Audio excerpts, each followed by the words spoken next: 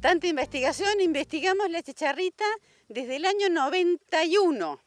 Yo era una niña casi. Año 91. Pero ya habían encontrado el rallado fino, que ahora también lo estamos encontrando mucho y lo acabo de ver mucho por acá. En el 84 en Pergamino había sido encontrado, mientras que en el 91 lo encontró un profesional del INTA en Leales. La enfermedad se llama achaparramiento del maíz, porque ese nombre se lo pusieron los mexicanos y dijeron esta planta está achaparradita. Entonces se llama achaparramiento del maíz. Y lo transmite Dalbulus maidis, una chicharrita rubia, ¿sí? Bien amarillita. Transmite 4 patógenos, 2 bacterias y 2 virus. Nosotros tenemos el problema actual, hay 2, una bacteria y un virus. La bacteria se llama espiroplasma y el virus se llama rayado fino. Y en estos lotes tenemos los 2 juntos. No se sabe si hay sinergismo entre estos 4 patógenos o no. Sí se sabe que si hay uno, el vector puede transmitir uno, puede transmitir otro, puede transmitir 2 o 3 o los 4. ¿Sí? Si la planta está enferma con 4, es como si nosotros tuviéramos COVID, más gripe, más dengue, más influenza. El vector, la chicharrita, solamente come maíz, vive sobre maíz, cumple su ciclo sobre maíz. Apenas el maíz emerge, ve un coleoptile, ella va a ir ahí. Le gustan lo fresquito y lo más nuevo. Entonces, si hay vectores en la zona, van a ir a las plantas más jovencitas. Mientras más chiquita la planta es infectada, mayor sintomatología y menor rendimiento vamos a tener. Si el Dalbulus con la infección llega cuando la planta ya pasó su periodo vegetativo o está al final del periodo vegetativo, los síntomas van a ser menores y de la disminución de rendimiento va a ser menor, mucho menor. Si llega mucho más tarde, después ya en reproductivo, quizás la planta le gane a la bacteria. Pero la bacteria, cuando es inyectada dentro de la planta, la vemos desde 21 días hasta 30 días después. Mientras que el virus, el rayado fino, lo vemos entre 7 y 10 días después que llegó. O sea, lo primero que vemos luego de una infección es la presencia del virus. Un mes después de la infección vemos la presencia del espiroplasma. Hablemos de los vectores entonces. El vector es uno, solo uno. El hospedante es uno, solo uno, el maíz. Las hipótesis, las teorías son que maíz, el vector Dalbulus maidis y estas enfermedades evolucionaron juntas. Entonces, el patosistema es solo maíz, solo Dalbulus y estos 4 patógenos. La enfermedad entonces se llama achaparramiento del maíz y puede ser producida por uno o por los 4 patógenos que transmite el vector. Nosotros tenemos entonces 2 patógenos más importantes, el espiroplasma y el rayado fino.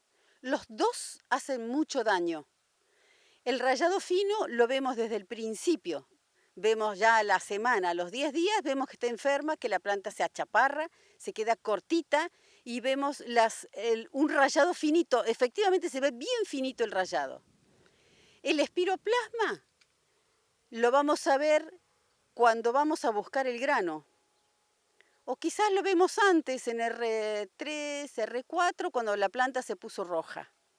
Pero cuando vamos a buscar el grano, si la infección ha sido en B8, B9, B10, vamos a buscar grano, la planta creció bien y la espiga se formó, pero el grano no se pudo llenar. ¿Por qué? Porque el espiroplasma vive dentro del floema. Entonces, cuando la planta necesita pasar los hidratos de carbono que forman la hoja para llenar el grano y necesita removilizar los hidratos de carbono que quedaron en la caña para llenar el grano, el floema está bloqueado, la planta no puede, el grano no se puede llenar, la planta entiende que es hora de que se termina su ciclo y se entrega. ¿Cuáles son las posibles soluciones?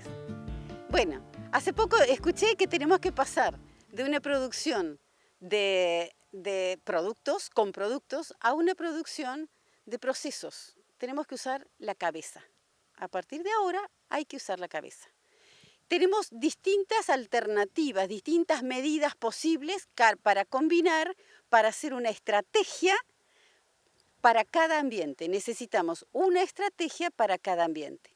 Cada ambiente va a necesitar un germoplasma distinto, cada ambiente va a necesitar diferentes alternativas. Se está hablando de insecticidas. La posibilidad de insecticidas se sabe que sirve para muy pocos ambientes, para muy pocas situaciones. Muy pocas situaciones. El bicho vive solamente sobre maíz, así que si hay maíz, va a volver al maíz, y va a volver desde el vecino, y va a volver desde otras zonas, y va a volver a su lote un poco más tarde, la semana siguiente. 3 días después va a estar repleto de nuevo de Dalbolus. ¿Qué soluciones también tenemos que hacer en conjunto? Los maíces guachos o voluntarios, como se llama elegantemente. No debemos dejar guachos. Otra cosa que es importante, saber si tenemos heladas. El bicho se muere con heladas, con nuestras heladas de nuestra zona, heladas importantes.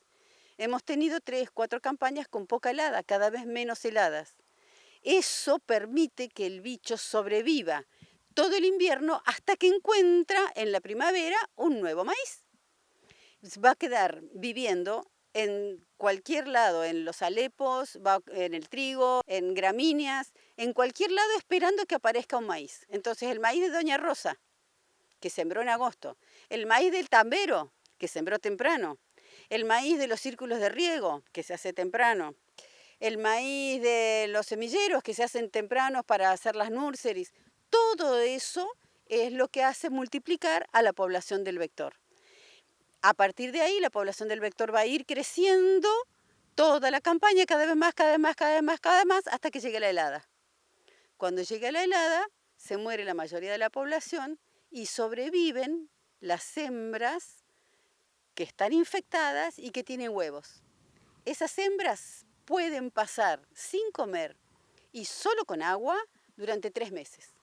Si logramos que en los campos, en una zona grande, por 3 meses, no haya maíz, y si hay heladas suficientes, vamos a zafar.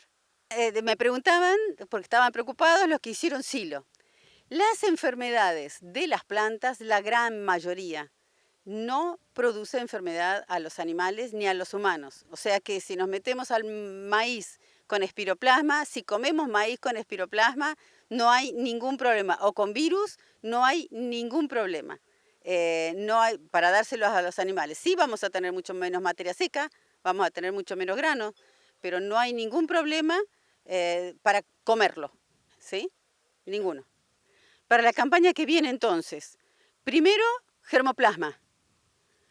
Hay germoplasma, cada semillero conoce sus materiales y no es que haya resistencia total, pero hay materiales que se comportan un poco mejor. Bajo esta presión de inóculo que ha pasado esta campaña va a ser difícil. Bien, ¿cómo hacemos para bajar las poblaciones del insecto? Si tenemos helada, las esperemos y roguemos que haya helada. Si no, ningún guacho en la zona. Y mientras más tarde podamos sembrar, le damos el tiempo entre que, le damos los 90 días que necesitamos para que la población que pasó de una campaña a la otra esté bajita. Mensaje final. Bueno, esperemos que haya frío. Si no hay frío, no guachos, por favor, no guachos. Mientras menos guachos, mejor. Nada de guachos, muchísimo mejor. Y pidámosle a los semilleros que vayan sacando o poniéndole pila a esta enfermedad para los nuevos germoplasmas.